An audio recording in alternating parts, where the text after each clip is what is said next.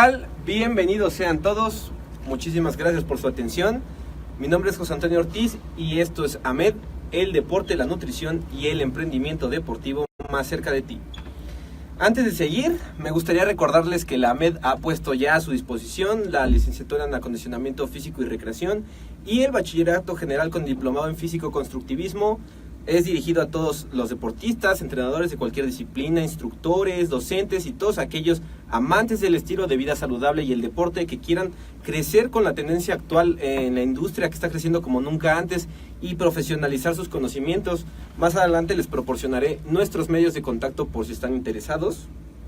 Y pues empecemos con el podcast del día de hoy. Uno de los pilares de la AMED es indiscutiblemente la nutrición. Siendo más preciso, la nutrición deportiva. Y mucho hemos abordado, por lo menos en este espacio, en los artículos de la AMED, en las ponencias, los cursos de la AMED, sobre temas, todo tipo de temas relacionados con la nutrición deportiva y con el deporte. Sin embargo, si algo es bien cierto es que para poder adentrarnos en cuestiones cada vez más complejas sobre un tema, primero debemos asegurarnos que tenemos ya unas bases sólidas al respecto. Y precisamente sobre eso, precisamente eso haremos el capítulo de hoy, al hablar sobre los factores que pueden afectar a la absorción de nutrientes. Así que si eres principiante en el tema o quieres repasar tus conocimientos al respecto, te invito a permanecer conmigo y con mi invitado Roberto Muñoz Santiago, quien nos hará el favor de explicarnos un tema tan fundamental como importante. Así que comencemos. ¿Cómo estás, Roberto? Muy bien, Toño, muchas gracias por invitarme nuevamente. Para mí es un placer, como siempre, estar contigo, estar con el auditorio. Y bueno, pues vamos a hablar de los aspectos básicos que ya dijiste, pero finalmente importantes, que a lo mejor muchos pues ya lo saben, pero es importante recordar la importancia de esto para que realmente podamos tener una nutrición adecuada y realmente podamos tener una absorción adecuada. Exacto, porque como les mencionaba, sí es un tema muy fundamental. Obviamente, si empiezas a aprender de nutrición, empiezas a aprender sobre la digestión, sobre la absorción de nutrientes, todas estas cuestiones que son básicas, son fundamentales, pero que ya cuando estás adentrado en el tema se te olvida realmente a veces lo importante que es aprender sobre ello. Y por ejemplo, aquí en AMED hablamos muchas veces sobre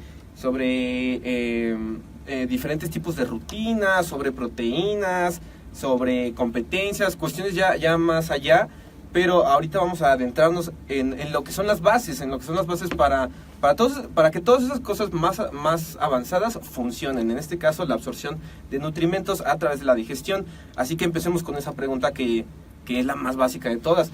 ¿Qué es la digestión, Roberto?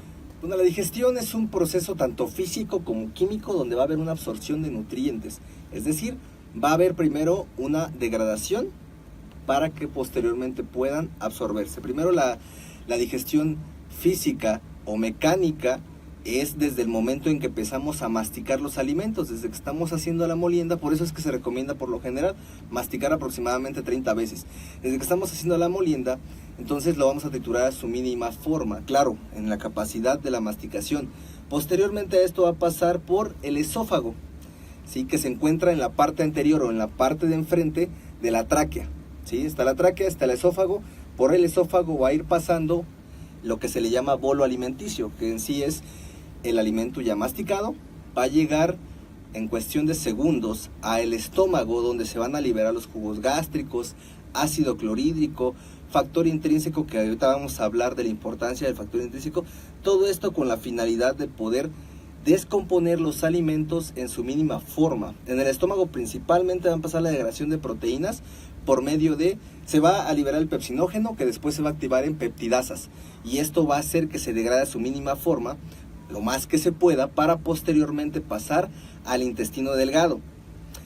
Y así tanto carbohidratos, proteínas y grasas van a pasar al intestino delgado, para que el páncreas también es, además de ser una glándula endocrina porque libera insulina, glucagón y somatostatina, que no es el tema ahorita ver las hormonas, pero recordemos que la insulina, su función es ayudar a que introduzcan los elementos o nutrientes a las células, las ayuda a transportar no solamente glucosa, sino carbohidratos, proteínas y las grasas en su mínima forma, por supuesto, que son aminoácidos, ácidos grasos y glucosa.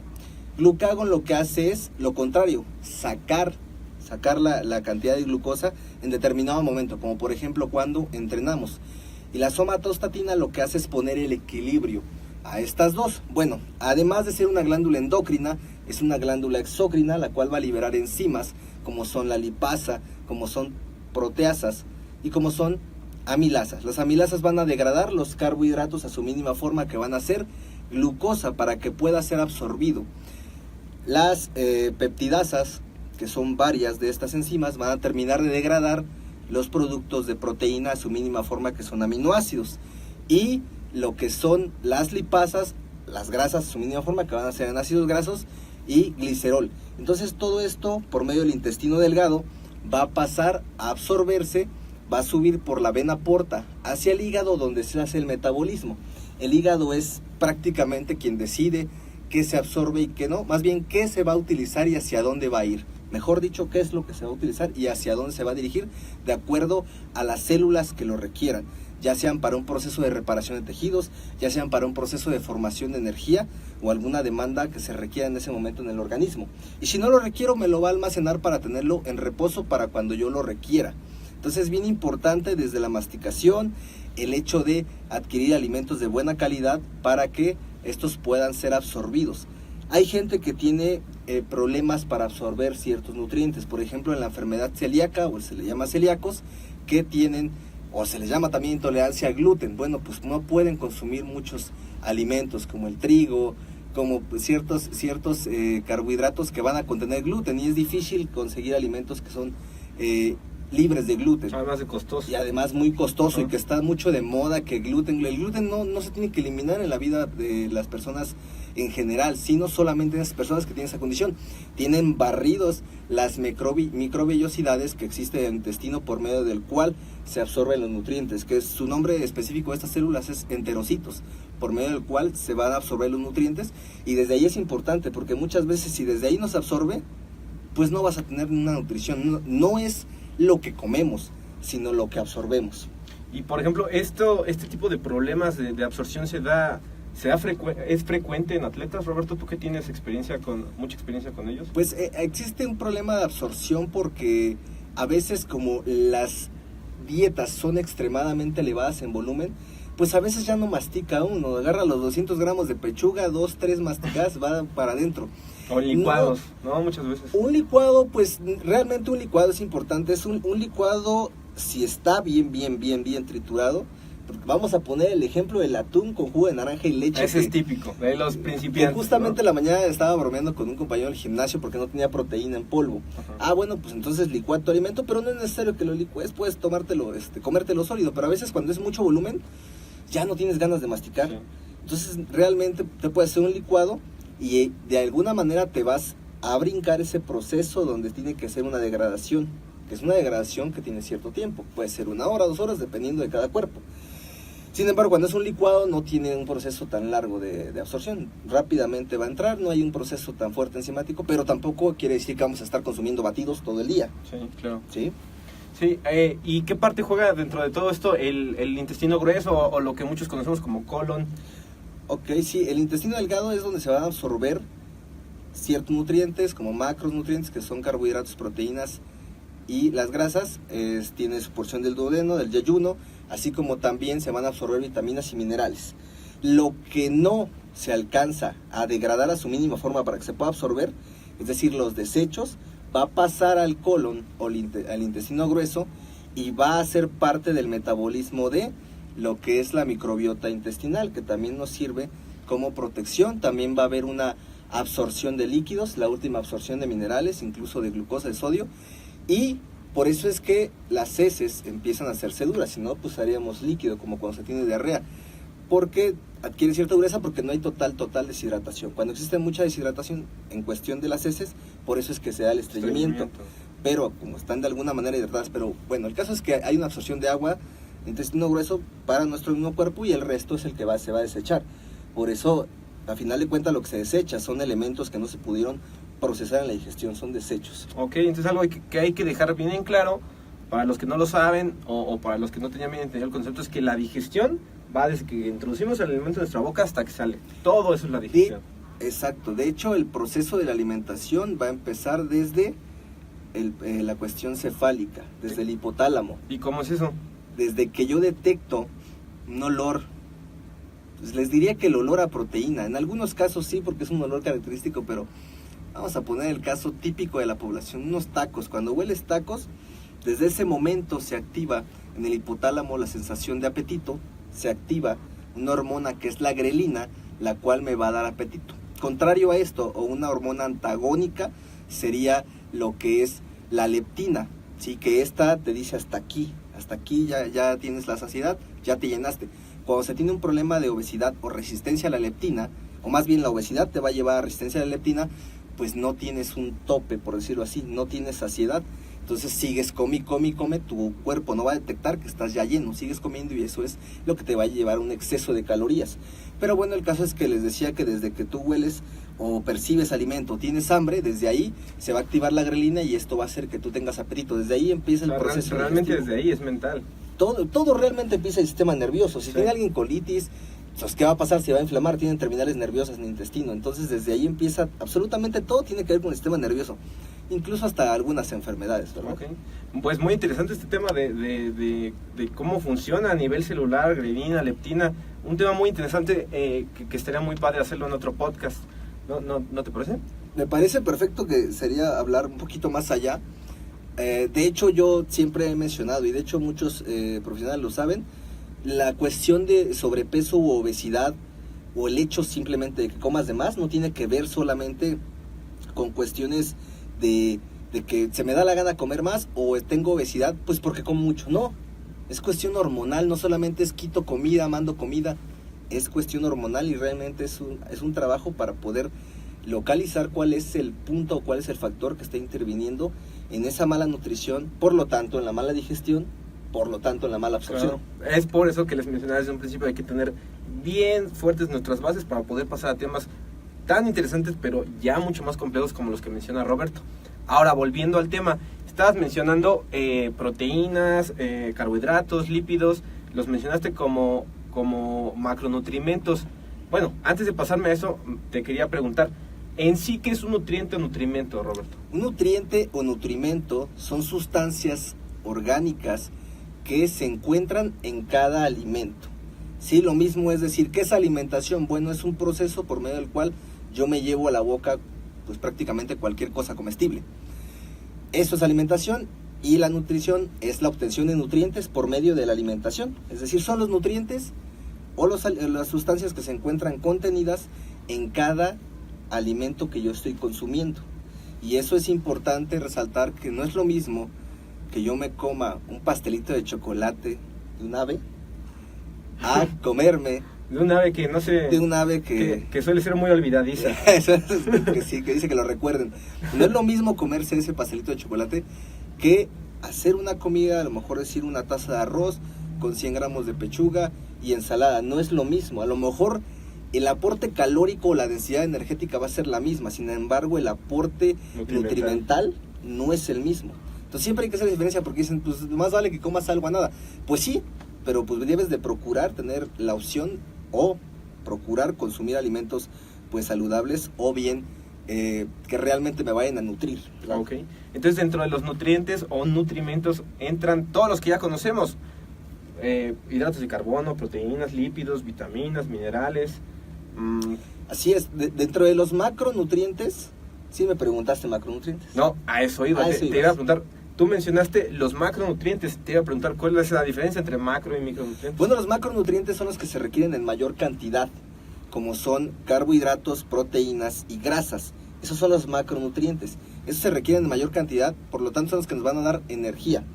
Hay algo que se llama adenosín trifosfato o ATP, que eso es la moneda energética por excelencia para cualquier movimiento corporal que tengamos, ya sea que me voy a desplazar a un lugar, que voy a trotar o que voy a hacer ejercicio, pues requerimos ATP, que se puede formar a partir de carbohidratos, proteínas y grasas, que son los macronutrientes. Principalmente se va a utilizar la energía a partir de carbohidratos o hidratos de carbono, posteriormente de las grasas, y en cuestiones de emergencia o ya de que no me queda de otra, pues va a ser la proteína. Esos son los macros, y los micronutrientes se requieren en menor cantidad.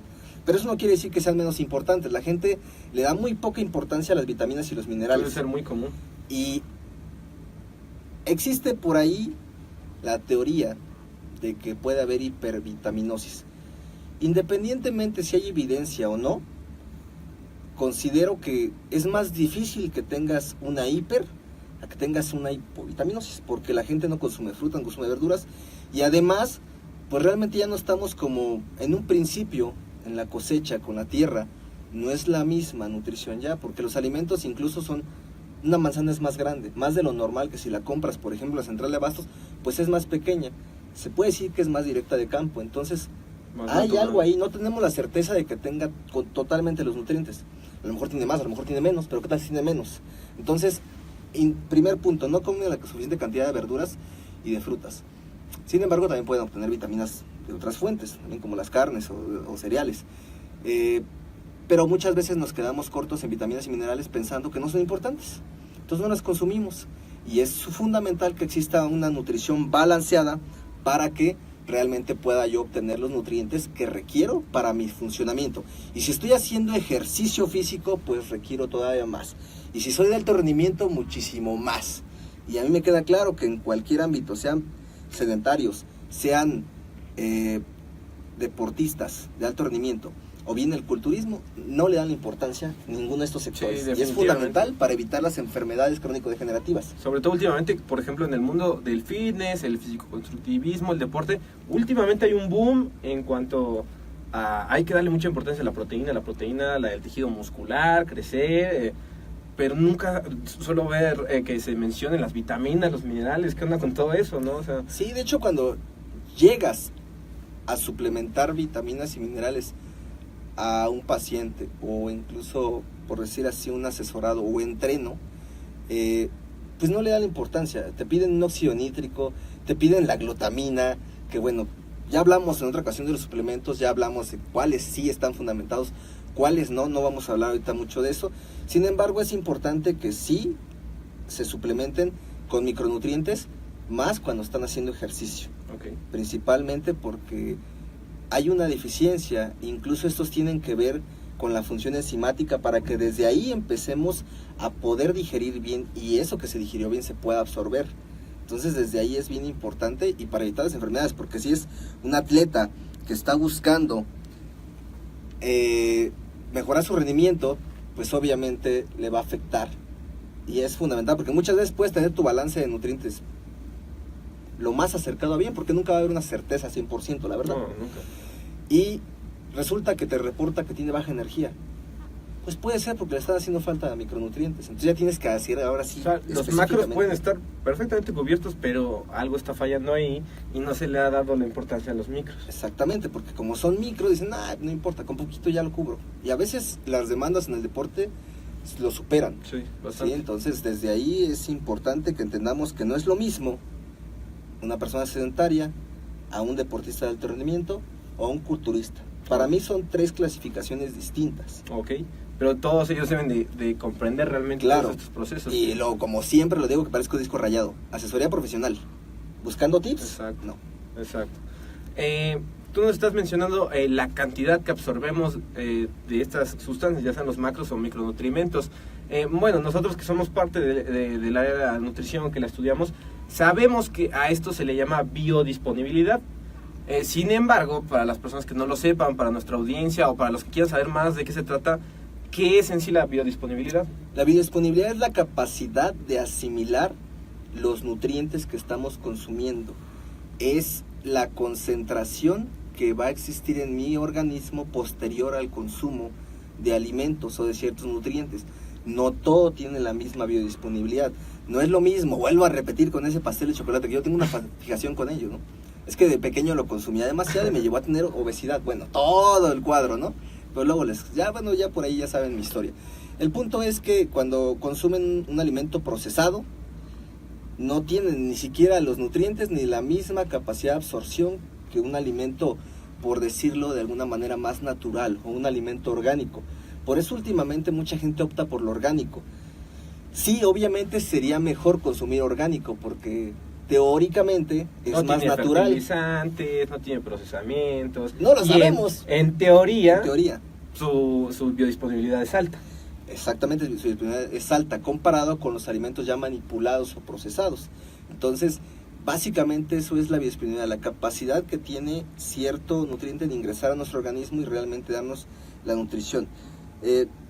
Yo quiero hacer una pequeña pausa. Las dudas que tengan, con todo gusto las vamos a contestar. Al final de la transmisión las contestamos. Muchas gracias por estar comentando. He visto algunos comentarios. Igual compártanlo, denle like. Y bueno, aquí estamos ahorita al final. Vamos a estar resolviendo las preguntas, ¿sí? Y ahorita con todo gusto al final lo respondemos. Ahora, entonces, nos mencionabas qué es en sí la biodisponibilidad. Entonces, para los que nos escuchan, lo podemos interpretar como aquello que comemos que se va a utilizar realmente. Que realmente se va a absorber. O sea, aunque lo hayamos comido, si no se absorbió, ahí ya no hubo biodisponibilidad. Sí, puede que se haya... realmente no está en las cantidades adecuadas, no tiene la misma calidad. Okay. Puede ir del 1 al 100%, un alimento te puede dar el 50% o un 80%. Y es más aplicable todavía en algunos suplementos alimenticios, porque hay diferentes marcas. Entonces, vamos a mencionar una marca, no sé, Nutrition Light, que no sé si exista, yo estoy pensando que no existe, contra Nutrition Fact, ¿no? Y Nutrition Fact a lo mejor no tiene, o tiene una biodisponibilidad del 50%, pero la otra que ya se me olvidó que dije, Nutrition Light, a lo mejor tiene una disponibilidad del 80%. ¿Cuál voy a elegir? Bueno, la que tiene el 80%. ¿Y eso cómo lo puedo saber?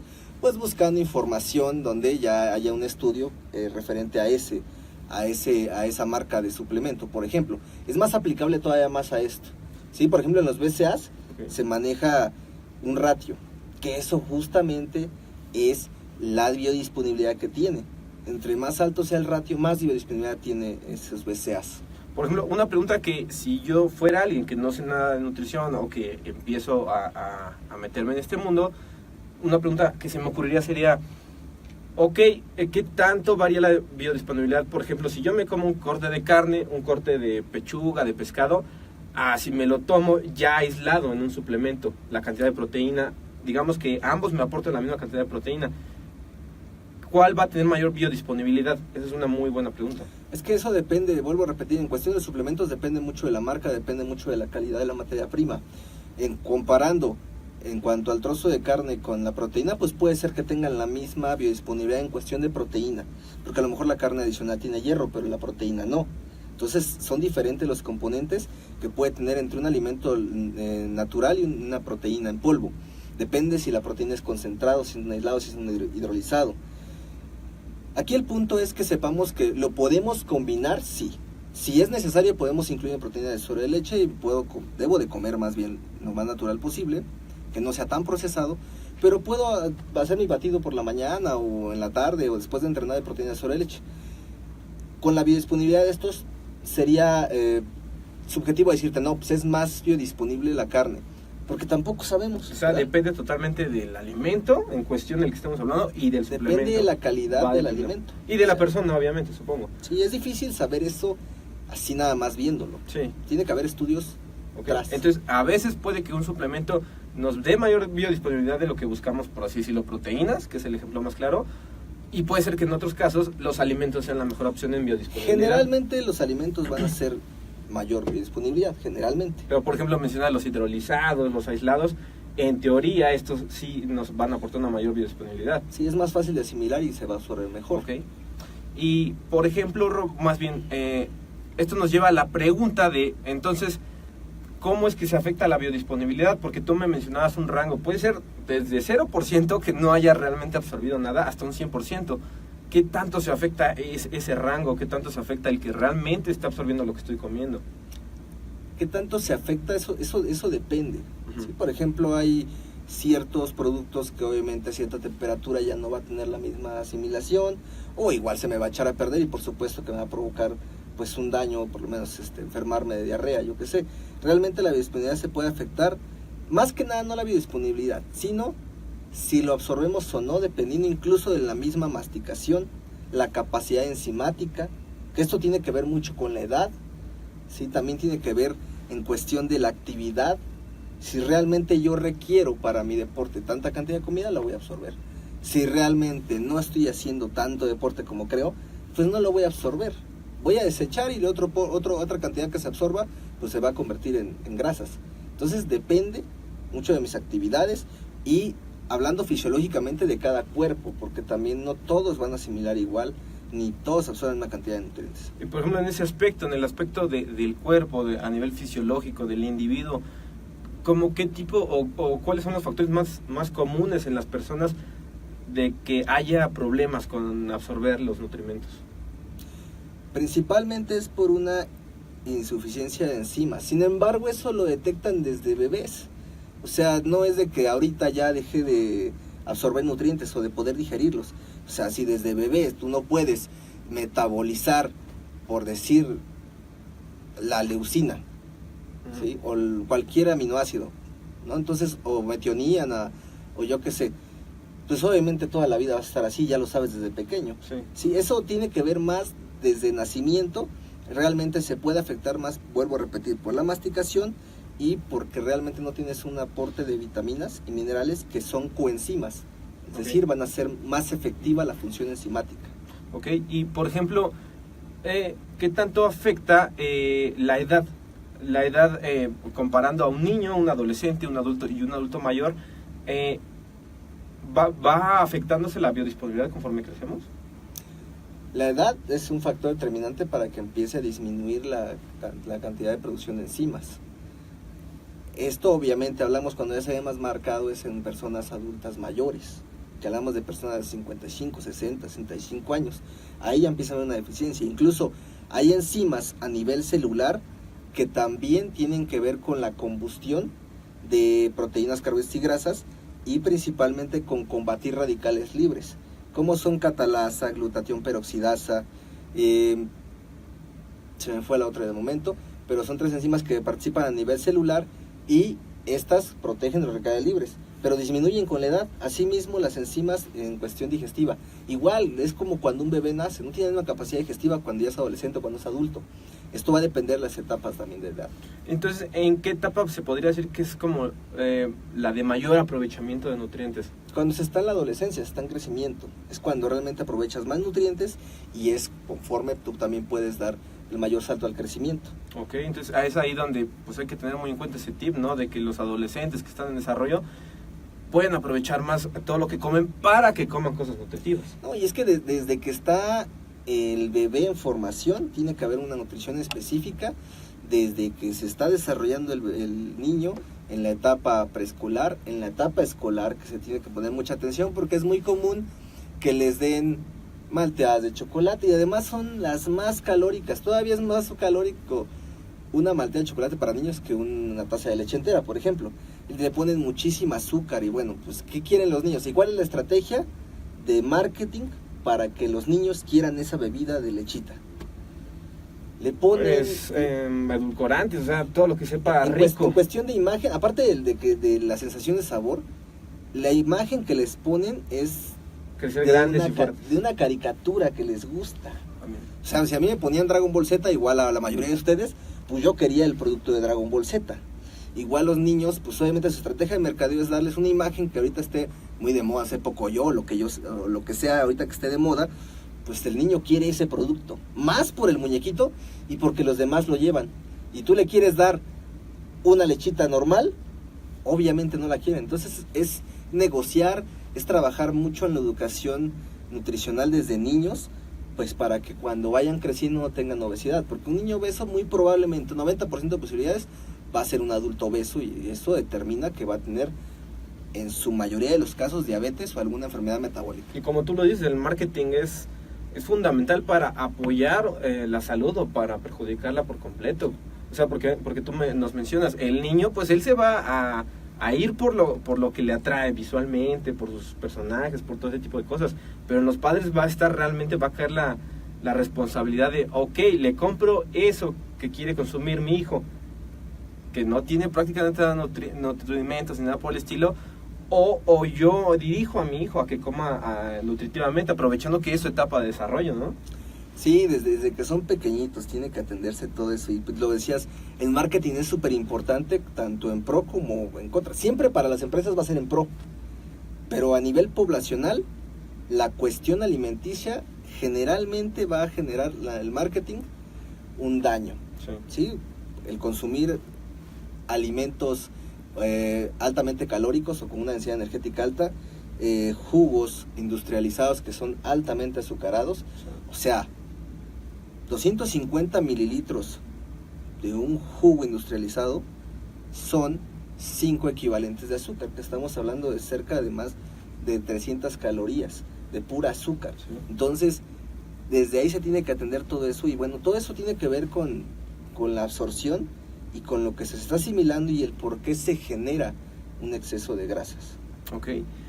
Ahora, otro tema interesante dentro de los factores que afectan esta biodisponibilidad de los nutrimentos, de los alimentos, es, bueno, que se maneja mucho en nutrición, tú lo sabes, Roberto, es lo que llamamos como interacción tanto entre alimentos y otros factores, como pueden ser los medicamentos y muchas otras cosas. ¿Podrías explicarnos un poco de esto?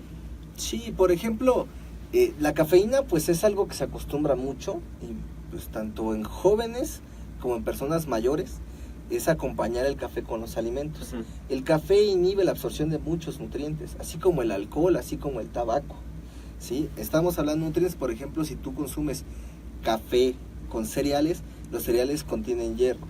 Entonces, el consumir café va a secuestrar al hierro, se le llaman un efecto quelante, en sí ya yéndonos más al término, pero es secuestrante, lo secuestra y no llega a donde tiene que llegar.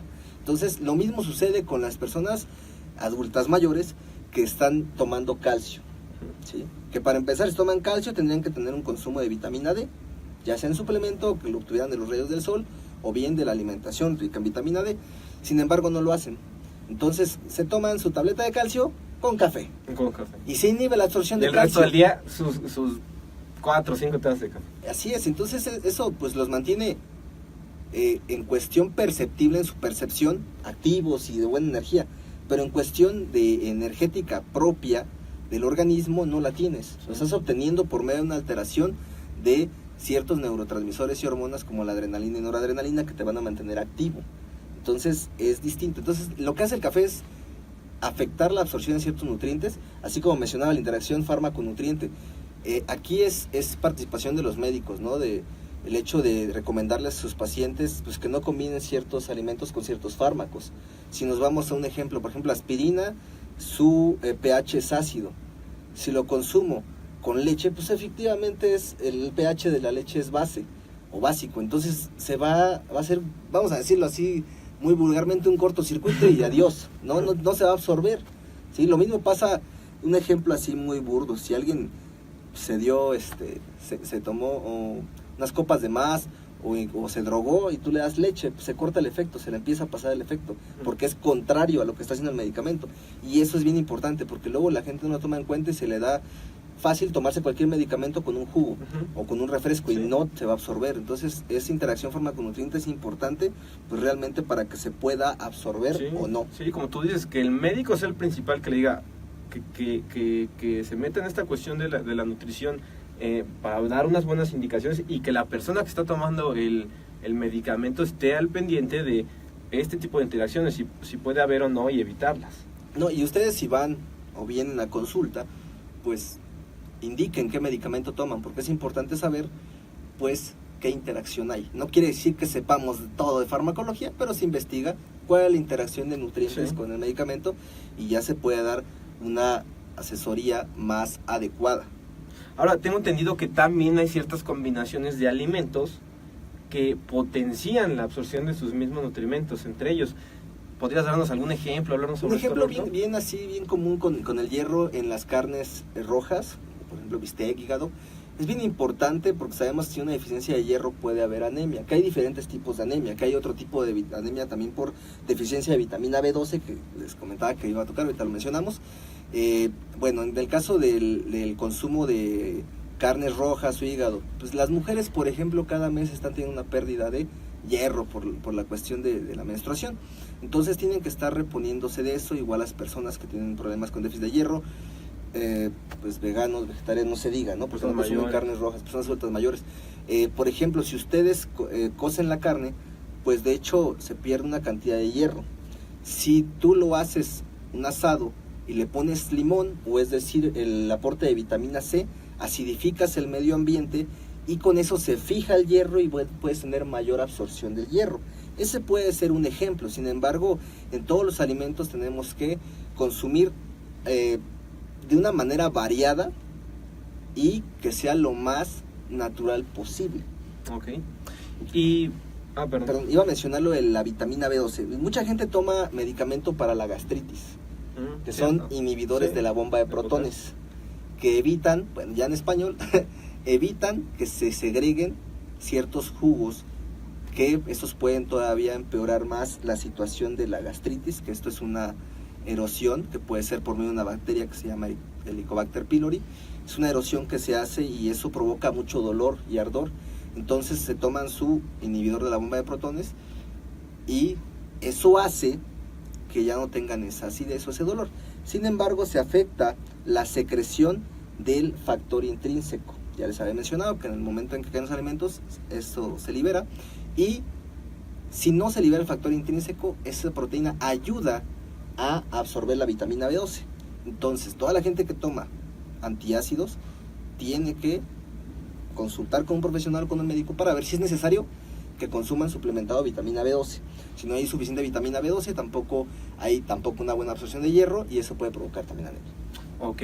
Y por ejemplo también, ahorita que mencionas ese ejemplo de las personas que consumen este tipo de medicamentos, también algo muy común, hablando de la nutrición deportiva, hablando del deporte y del físico-constructivismo, es muy común a veces la práctica, a veces inconveniente, del uso de diuréticos.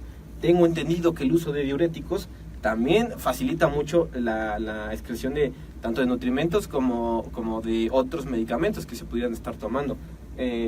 ¿Cómo es eso, Roberto? Eso es un mito como la bruja de Blair. No quiere decir que sí exista el uso de diuréticos.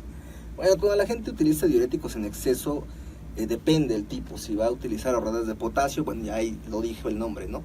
Ahorradores de potasio. Sí, solamente se va a perder agua, sodio y otros, pero no el potasio, que es fundamental para las contracciones del corazón o del miocardio.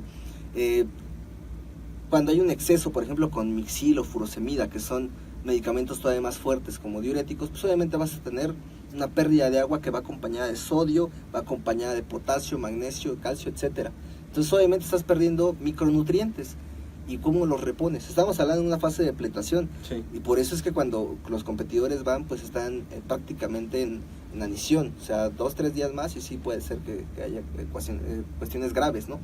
Pero bueno, es un tema más complejo que, pues bueno, eso sería cuestión de, otro tema. Se presta para otro tema, para indagar en ello. O en el curso de depletación, ahí se ve. En el curso de depletación que hace poco promocionamos y que ahorita va a ser 9 y 10 de septiembre, por cierto. Y bueno, pues ese es un ejemplo dentro del deporte donde por ciertas prácticas también puede haber afectada la biodisponibilidad de lo que el deportista está consumiendo, y ahí es fundamental porque, como dice Roberto, deporte ya sea de moderado o alto rendimiento, ya estamos hablando de necesidades distintas. Aumento mayor, valga la redundancia, aumento mayor, no, es un aumento de gasto de energía y por lo tanto también requieres mayor cantidad de nutrientes para reponerlo. Ahora, por ejemplo, algo que también me pregunto en este momento sobre los factores que afectan la biodisponibilidad de los nutrimentos es el estilo de vida, Roberto, el estilo de vida como el sedentarismo, pues ya mencionabas el consumo de alcohol, pero también puede estar ahí el consumo de ciertos alimentos. ¿Qué tanto afecta eso? El estrés, ¿qué tanto afecta todo ese tipo de cuestiones que son ya de los hábitos de la persona en su absorción de nutrimentos? Muchísimo va a afectar todo esto, tanto la inactividad física como el comer alimentos procesados, el no tener un adecuado estilo de vida, como evitar tabaco, evitar el consumo de alcohol. El estrés es inevitable, sin embargo vemos personas que nos estresamos 10 veces más que lo que deberíamos de estresarnos, y eso obviamente va a desencadenar cierta liberación de hormonas, que eso también puede impedir la absorción de ciertos nutrientes o bien la utilización de ciertos nutrientes. Entonces, por supuesto que me va a afectar todo esto para que yo lleve un estilo de vida. ¿Cómo puedo yo mejorar esto? Bueno, debo de consumir alimentos lo más apegado posible a los naturales, debo de hacer actividad física, y estoy hablando de actividad física de que tenga un movimiento corporal mayor. porque luego hay gente que no le gusta hacer ejercicio como tal. La actividad física es todo movimiento corporal que hagas que lleve un gasto energético. O quieres hacer ejercicio, perfecto, eso va a ayudar a que tengas un mejor estilo de vida, a que realmente puedas consumir incluso mayor cantidad, porque yo siempre les he dicho, ¿quieres comer un poquito más? Haz ejercicio. Y obviamente, pues, si estás gastando 500 o 800 calorías de ejercicio, pues puedes comerte esas calorías de más a que te estés muriendo de hambre porque eres sedentario, ¿no? Entonces, es importante el ejercicio físico para que realmente puedas tener una obtención de nutrientes adecuada y un estilo de vida saludable. Pues evitar el consumo de tabaco por la cuestión de enfermedades cardiovasculares, la absorción de nutrientes, evitar el alcoholismo. Obviamente, muchas veces somos sociedad y de vez en cuando pues amerita, pero tampoco quiere decir que vas a abusar, ¿sí? No es una regla. O luego nos dicen, ¿cuándo es mi comida libre? Pues todavía ni siquiera te disciplinas. Primero vamos a empezar y ya después ponemos tu comida libre. No es una regla la comida libre tampoco, ¿eh? El tabaco, Roberto, ya mencionaste del tabaco, pero el tabaco, ¿qué tanto afecta la absorción de nutrientes? El tabaco, sí, efectivamente. Mira, principalmente con el tabaco se inhibe el apetito. Más que afectar el hecho de que se absorba, ¿no? Te inhibe el apetito. Entonces casi no comes. Empiezas a perder peso. Y ese peso no necesariamente es grasa, es músculo. Que independientemente de la cuestión estética, es por salud, evitar la pérdida muscular.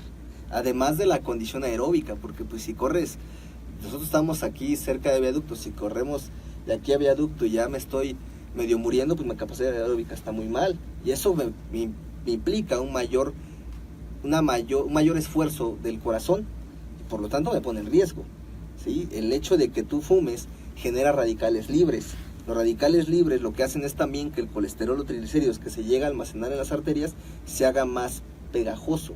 Se pega en las paredes de los vasos sanguíneos, se va acumulando como si fuera sarro y eso puede provocar algún trombo, alguna hipoxia y esto me va a desencadenar infarto o evento cerebrovascular. Y se vuelve un círculo vicioso porque como mencionas la importancia de los antioxidantes, pero si soy un fumador que tengo inhibido el apetito por el mismo tabaco y no consumo, o sea, si no consumo realmente comidas nutritivas, menos voy a consumir comidas que suelen ser poco apetitosas pero que contienen muchos antioxidantes y pues se vuelve una cascada de enfermedad, ¿no?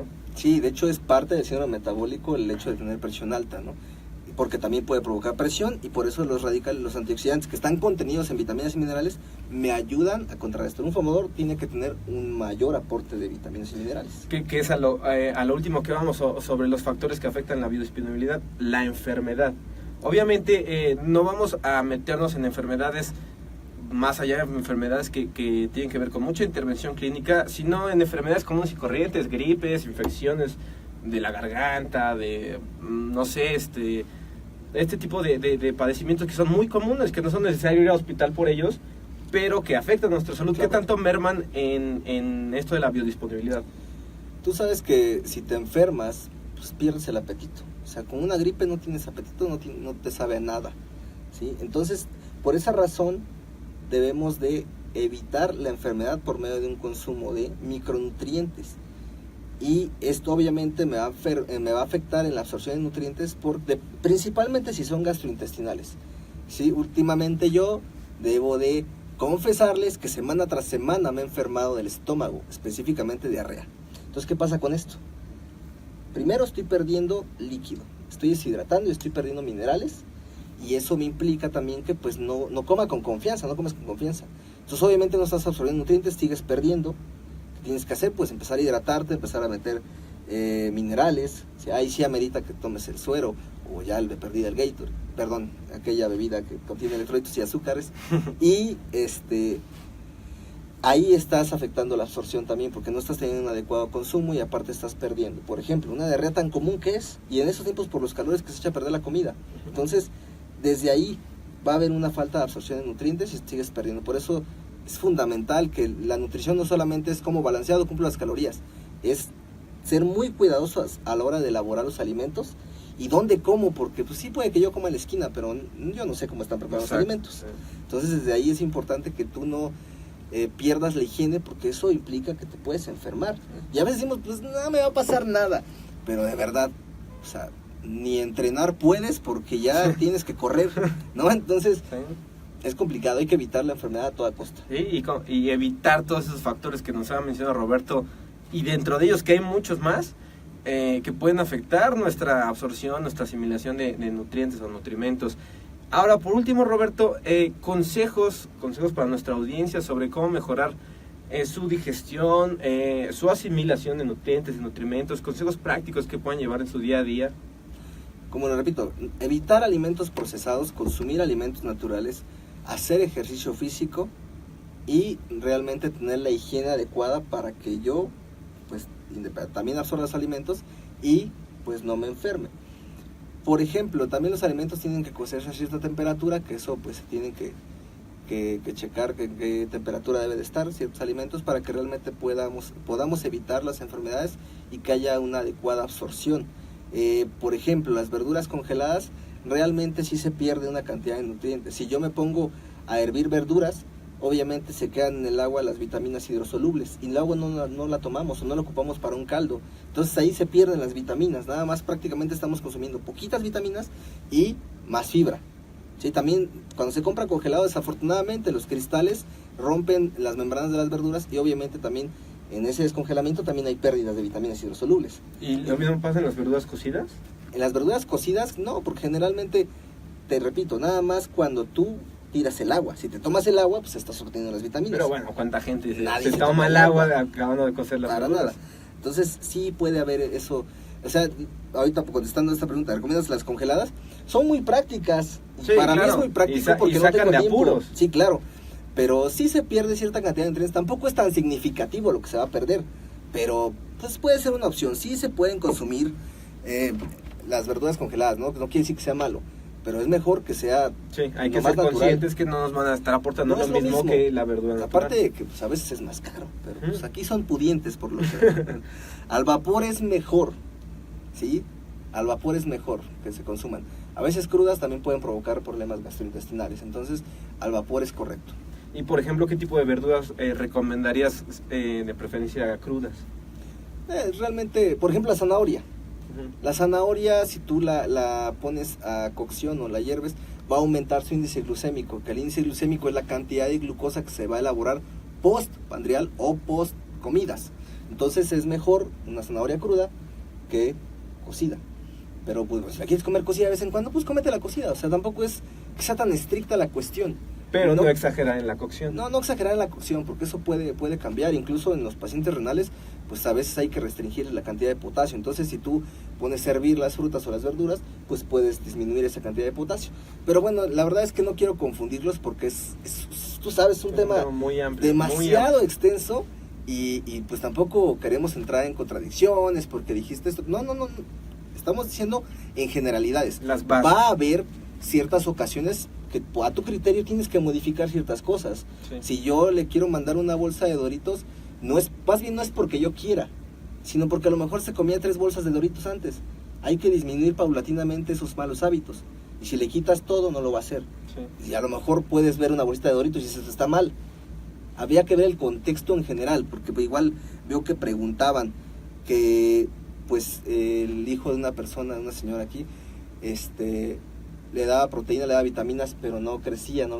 Habría que ver todo el contexto, porque un alimento no te va a dar todo, como muchas veces piensan que una proteína te va a dar el desarrollo muscular, y no es cierto. Sí, que hay de todo lo demás, como estabas diciendo, o sea, eso es una cosa, pero que hay de todo lo demás. Sí, hay que ver todo el contexto siempre, antes de emitir un punto de opinión, antes de criticar, hay que ver todo el contexto. Sí, totalmente de acuerdo. Una pregunta que me surge en esto de cómo preparamos nuestros alimentos. Se suele hablar mucho, o bueno, se han estado publicando recientemente posts de todo tipo, artículos y así, que hablan sobre las proteínas. Que si cocerlas, que tanto, que si no cocerlas, que porque la desnaturalización de las proteínas. Y esto tiene mucho que ver con su absorción.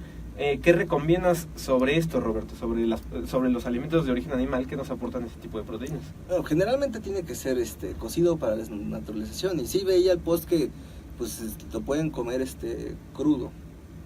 Sin embargo, siempre va a ser más fácil de asimilarse un alimento, pues ya que está cocido. Si nos remontamos a la prehistoria, pues lo comían crudo. Sí. Pero también hemos evolucionado. Sí, no contamos con las mismas enzimas y herramientas. Ni las mismas enzimas, ni la misma capacidad de triturar. Más yo ni colmillos tengo. No, me lo estoy tratando de que salgan.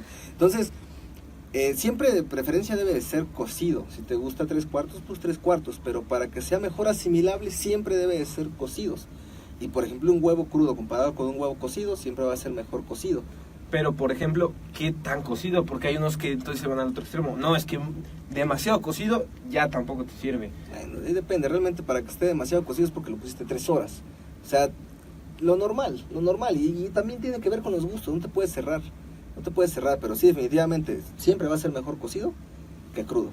Pero si lo quieres comer crudo, pues adelante, pero no es como que lo más ideal. Sí. Y respeto la opinión de quien diga que está bien, ¿no? Ajá, pero sí. no todas las comidas las va a comer así. Sí, sí, exacto. Y en el aspecto, tú mencionabas, evitar lo más que se puedan alimentos industrializados.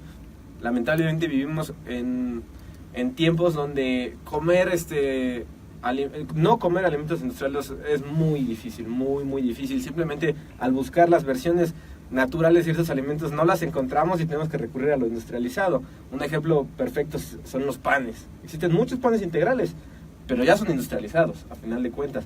Entonces, ¿cómo se puede equilibrar esto para nuestra audiencia? ¿Cómo pueden equilibrar entre lo que lamentablemente tienen que consumir procesado y lo que sí puedan tener acceso natural?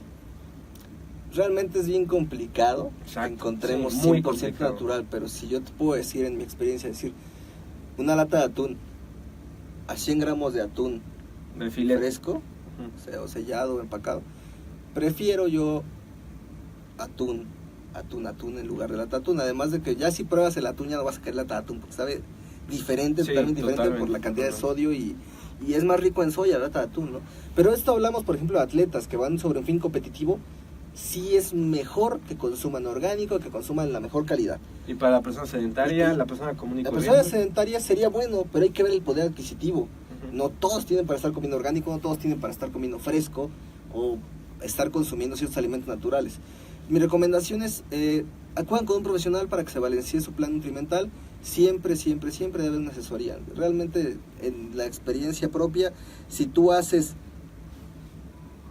un proceso de preparación solo, no te va a ir bien. Si tú quieres llevar bien tu nutrición solo, no te va a ir 100% bien, porque te saboteas, te falta el conocimiento. Es bueno que vean nuestras transmisiones porque aprenden ciertas cosas y pueden cuestionar a veces ciertas cosas. Claro. Que, pues si yo envío algo, a veces la gente no me cuestiona. Y a veces lo hago incluso a propósito para ver si me cuestionan. ¿Y por qué no me cuestionas? Pues porque tú eres no, tienen que cuestionar. Exacto, porque a veces caen en manos adentrarse. de charlatanes.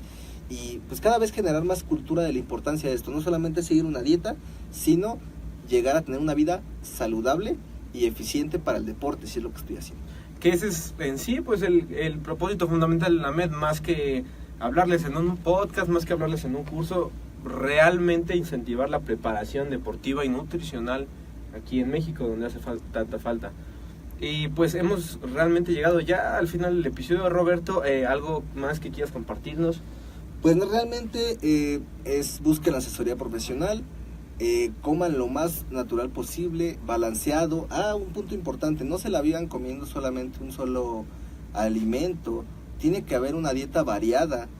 Lo que pasa es que a veces la gente solamente quiere comer un solo alimento y no debe de ser variado. Si van a comer pollo, pescado, res, pueden comer lomo de cerdo, por ejemplo, verduras, frutas, una variedad. O sea, de hecho debe de haber varios colores.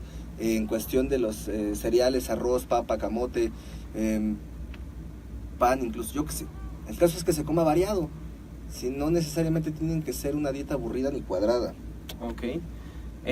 Pues como les decía, hemos llegado ya al final de este episodio. Muchísimas gracias a los tips de Roberto, a los tips para mejorar nuestra alimentación y a los tips para empezar a evitar lo más que se pueda empeorar nuestra alimentación o seguir con una mala alimentación y por lo tanto con una mala absorción de macro y micronutrientes. De verdad, muchísimas gracias, Roberto, porque pues, por lo que nos has explicado de manera sencilla pero precisa este tema tan fundamental y tan importante.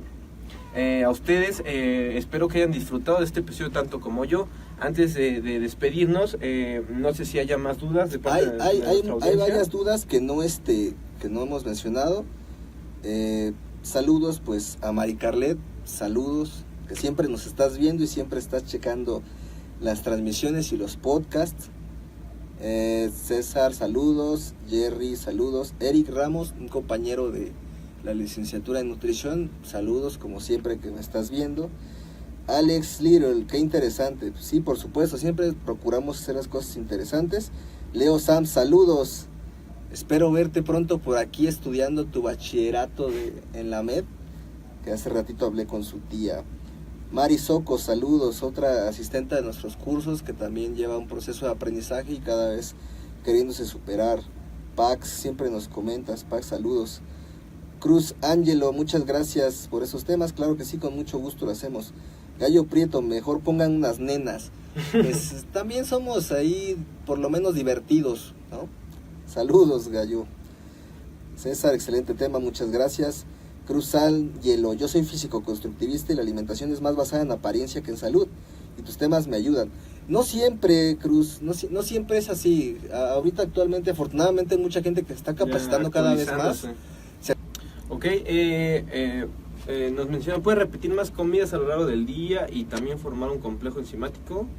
¿También tomar un complejo enzimático? Eso lo comentaron a Met, sí, en dado caso de que cómo puedes tener una buena nutrición, puedes tomar un complejo enzimático en dado caso que no tengas suficientes enzimas para que puedas degradar los alimentos. Y bueno, para que tengas un metabolismo adecuado, pues es repetir más comidas. Sin embargo, es una regla, pueden ser 5, pueden ser 3. Eso depende del contexto, de los hábitos de cada persona. Muy padre el tema, gracias. César, saludos, dice que excelente tema. Gustavo Anaya dice, me confunde mucho. Bueno, procuramos hacer siempre lo más digerible posible la información porque sabemos que es muy complejo hacerlo. Sin embargo, pues no podemos realmente tampoco hablar muy técnicos porque no va a ser entendible, pero tampoco tan básicos porque hay gente que ya está aprendiendo. Entonces mi recomendación, Gustavo, es que me mandes un inbox y con todo gusto atiendo tus preguntas. Claro, o también a mi correo o a coordinación@medweb.com. Y también para eso, si quieres saber mucho más al respecto, están los cursos y los diplomados de la MED. Alex Little dice, ¿dónde me recomiendan asistir a consulta nutricional? Soy corredor y apenas estoy empezando a documentarme en el tema de nutrición. Saludos. Sí, Alex, pues me puedes mandar un inbox a Roberto Amed o mándalo en la página de Amed y con todo gusto atendemos tu necesidad. Ya podemos agendar una cita y ya vemos qué necesidades tienes. Gracias por la información, nos dice Arqueles Velázquez, gracias por la información. Tengo un asesorado que me ha preguntado sobre las afecciones del consumo de marihuana, más allá de las implicaciones en la salud, el impacto directo en el aspecto nutricional y en la calidad muscular. Es correcto, o sea, realmente en la calidad muscular pues no va a haber un crecimiento como tal. Con la marihuana pues realmente tienen mayor resistencia. No va enfocado tanto a la hipertrofia, sin embargo es muy común que los chicos que hacen ejercicio en barras en los parques pues utilicen marihuana y esto lo hacen de manera recreativa, sin embargo lo trasladan a deporte y tienen más resistencia y se definen más, pero en crecimiento muscular sí no está comprobado que tenga un desarrollo mayor. De hecho tengo entendido que hasta inhibe cierta síntesis de proteínas que van a provocar aumento de masa muscular, entonces... Se pueden ver marcados o rayados como se dice comúnmente, sí, pero no va a haber un incremento. Pax Cruz, ¿qué hacer para poder absorber mayor cantidad de nutrimentos y desechar menos? Bueno, la recomendación es comer lo más variado posible, evitar tanto comer procesados, puedes ayudarte de enzimas digestivas o micronutrientes. Recuerda que los micronutrientes hacen o son coenzimas que van a ayudar a que las enzimas sean más eficientes para la degradación de los nutrientes y puedan absorberse mejor. Entonces de esa manera lo puedes hacer, Pax. Muchos saludos que siempre nos estás comentando.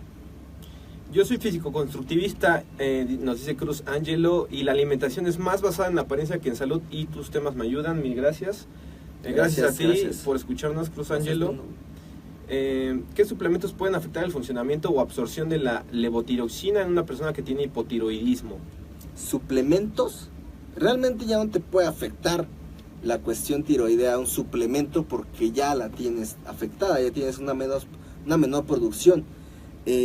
La levotiroxina realmente ya tendrías que checar con un médico la interacción fármaco-nutriente o fármaco-suplemento para ver cuál te puede afectar, porque en realidad nuestra labor es más nutricional que en cuestión medicamento. Entonces tendrás que analizarlo con el médico, en específico tu caso.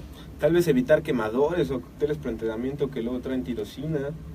Tal vez que sería tiene- bueno antes de tiene- que el médico le dé una indicación, ¿no crees? Sí, sin embargo, como está consumiendo levotirosina, pues es para ayudar a una mayor producción. Un termogénico no le pudiera afectar a menos que tuviera una afección cardíaca. Por eso tiene que checarlo con el médico, porque vuelvo a repetir, hay que ver todo el contexto. Ok. Saludos, Robert, dice Viridiana Yescas. Mi compañera de nutrición, Tania Viridiana, muchos saludos. Roy Royce, ¿el exceso de proteína puede provocar hipercalcemia? No, de ninguna manera va a provocar hipercalcemia. Lo que puede provocar es una hiperuricemia, un aumento de ácido úrico, que esto puede desencadenar una enfermedad de gota o Leschingham. Sin embargo, hablamos de que debe de haber un consumo de proteína equiparable a la actividad deportiva. Si yo soy sedentario y estoy consumiendo 3-4 gramos de proteína por kilogramo de peso, por supuesto que voy a incrementar niveles de ácido úrico. Y si además consumo mucho alcohol, si además consumo mucha carne roja, pero realmente en la cuestión de la hipercalcemia no. Eso puede provocarlo el exceso de consumo de calcio suplementado. Me gustaría saber más sobre los índices glucémicos, nos dice otra vez Cruz Angelo. Pues como mencionábamos en podcast posteriores, vamos a ir ahondando en estos temas, pero empezando con las bases de la nutrición. Pero sí, un tema muy interesante, el índice glucémico en los alimentos, los hidratos de carbono. Más adelante, con mucho gusto, ojalá podamos hacer un episodio sobre eso.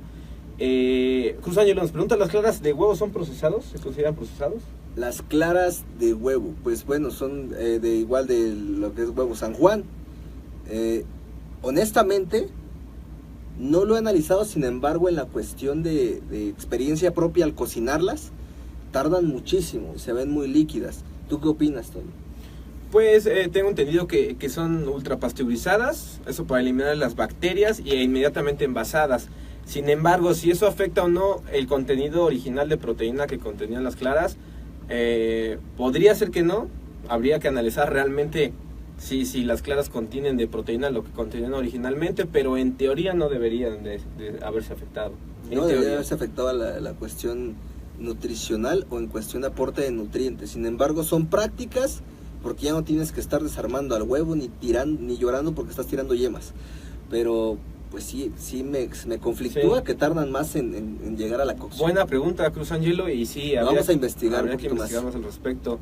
Auch, eso del café, qué interesante. Manuel Márquez Peña, sigue disfrutando tu café, pero simplemente haz caso a las indicaciones de Roberto. Pueden tomar café previo al entrenamiento, tiene un efecto ergogénico. Sin embargo, pues habría que ver si no tienes hipertensión, alguna afección cardíaca, pero no combinada con alimentos. No combinada con alimentos. Alex Little nos recomienda, ¿qué curso me recomiendan si estoy en cero? Principios de nutrición aplicada al culturismo y deportes. Principios de nutrición. Ese es el curso que más te conviene si es que estás más interesado en el tema. Maribel Lecter, ella creo que ya había preguntado, recomienda los congelados. Sí, por eso comenté lo del vapor y las verduras, que siempre va a ser mejor al vapor que muy cocidas. Guadalupe Cruz dice, ya no sé qué darle a su hijo, decía de las proteínas y vitaminas. Pues mándame un inbox y vemos, igual agendamos asesoría porque tenemos que ver todo el contexto, no solamente es el consumo de un suplemento proteico o de un cierto producto de vitaminas.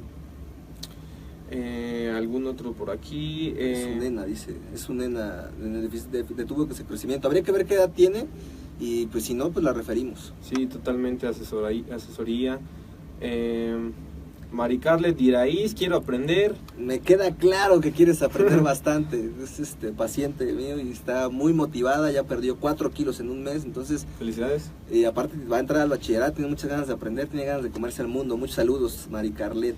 Mari Socobab, hola, saludos, qué buen tema. Saludos, Mari, que está tomando cursos con nosotros en constante crecimiento. Leo Sam, saludos, igualmente. Saludos, Leo, esperándote en el bachillerato, ya que hablé con tu tía que dice que sí vas a venir, entonces esperemos verte por acá. Gallo Prieto, mejor pongan unas nenas. Las nenas, somos graciosos. Por el momento no hay nenas, pero esperamos ser lo suficientemente divertidos, y si no es así, por lo menos que te sirva el conocimiento que estamos tratando. Pero si quieres ver nenas, checa el podcast de Muscle Mac cuando lo hacemos en vivo, y luego viene Valeria Hernández y... ahí sí puedes disfrutar también de esa las parte. nenas, así es. Y por último, Víctor Hugo Díaz Sánchez. Víctor Hugo Díaz, que está cursando actualmente el diplomado en nutrición aplicada al fisicoconstructivismo. Saludos. Bastante ganas de aprender, muchísimas preguntas, pero eso nos ayuda también a seguir aprendiendo nosotros y poner en práctica lo que hacemos. Ok, pues esto sería todo, la sección de dudas y preguntas. A ver, vamos a checar si no hay más preguntas. En dado caso de que haya más preguntas, ahorita las resolvemos. Mientras, ¿algún anuncio que necesites hacer, Antonio? Sí, pues como nos comentaba ahorita esta persona en los comentarios, sobre los cursos, si están más interesados en saber, en adentrarse en la nutrición, específicamente la nutrición deportiva, pero la nutrición en general, en empezar a tener bases sólidas, en poner en práctica los conocimientos que ya traigan o las dudas que ya traigan, aclararlas y ya como decía y lo repito, formar sus bases, pues les recomendamos el curso de principios de nutrición deportiva aplicada al culturismo y al deporte. Para los que estén ya un poco más avanzados, que ya tengan más conocimientos al respecto, entonces les recomendamos el diplomado en nutrición aplicado al físico-constructivismo y fitness. Ese sería el curso adecuado para ustedes. Ahí sí nos adentramos ya en aspectos más complejos sobre lo que es la nutrición y la nutrición deportiva. Recordándoles que está el bachillerato general en acondicionamiento físico y con diplomado en físico-constructivismo y la licenciatura en acondicionamiento físico y recreación para aquellos que pues los de licenciatura que buscan profesionalizar sus conocimientos y los de bachillerato que quieren encaminarse a este mundo, pues ahí están disponibles para todos ustedes. Los medios de contacto, los invito a la página oficial de AMED, www.amedweb.com, nuestro Facebook oficial, o pueden comunicarse también al teléfono 52 11 59 68 o al correo coordinación@amedweb.com. Además quisiera invitarlos, aprovechando, a inscribirse al newsletter de AMED para recibir más recursos, información gratuita. También por haber escuchado este episodio de la AMED, tiene un descuento especial para ustedes. En la descripción del podcast les dejo los links donde podrán saber más al respecto si quieren aprovecharlas. Y pues creo que sería todo por... Hay unas preguntas todavía. Por hoy, ¿hay todavía unas preguntas? Todavía hay unas preguntas. ¿Cerraste la página? Ok, vamos a las preguntas. ¿A dónde, dice Cruz Ángelo, dónde puedo tomar el diplomado? Pues en la Asociación Mexicana de Educación Deportiva, mándanos un inbox a la página y ahí te atiende cualquiera de los asesores y con todo gusto te informan para que puedas tomar tu diplomado. ¿Cómo, Ariadna Chavarría León, cómo hacer para que tu paciente de control de peso no mientan con la ingesta de sodio y carbohidratos? Pues tendríamos que poner sensores y darles toques. No es cierto. Es que ¿sabes qué pasa? Que tienes que darles la suficiente confianza, porque si va llegando y tú los regañas y no debes de comer, si te tienen miedo te van a mentir, si te tienen confianza te van a decir la realidad. Entonces hay que tener mucha empatía con ellos, porque efectivamente, como dice Dr. House, todos mienten. Entonces hay que generar mucha empatía, mucha comunicación, hay que darle seguimiento cada 15 días, cada semana, como más. Aunque a veces pues pueden ser muchos y va a ser difícil que les estemos dando pues mucho seguimiento, sin embargo pues es importante para que realmente no te mientan. Es normal que te mientan, pero porque no quieren regaños, sin embargo en el resultado se ve, pero procuramos dar una confianza. Eso es importante, la confianza y el coaching, que es lo que tienes que hacer. Y hacer accesibles sus planes y sus propósitos, hacerlos accesibles, actualizándonos. Mari Carlet dice, yo no te he mentido, pues dices, no es cierto, me queda claro que no, ya veremos los resultados mañana, ¿no? Que nos tenemos que ver. ¿Quién más? Mari Carlet, el café a mí me provoca sueño, ¿tienes idea por qué? Porque ya creaste tolerancia a la cafeína. Habíamos hablado de que tomas mucho café, entonces el exceso de café te va a crear tolerancia y cada vez requieres más y más y más dosis para que realmente sientas que te da energía. Entonces no lo tomes, Mari Carlet, si no te da sueño. Tomar café durante el entrenamiento puede ser una buena opción para que te dé mayor rendimiento. Previo, idóneamente. Puede ser previo, sin embargo puede ser también durante, porque tiene un efecto rápido por ser líquido, pero sería mejor previo. ¿Qué tema es? Factores que pueden afectar la digestión. El tema que estamos tratando es ese. Y la absorción de nutrimentos. JB Julio, buen tema, un saludo. Pues bueno, yo creo que ya son todos los comentarios. Muchísimas gracias por estar siempre pendiente de nuestras transmisiones. Pues sí, muchas gracias por estar al pendiente de nuestras transmisiones. Esperamos que por sus comentarios y por sus dudas, esperamos que realmente les haya gustado este episodio, como mencionamos en un principio, básico pero fundamental y muy importante porque de aquí surge todo lo demás que viene después en la nutrición deportiva, la alimentación y el estar saludables.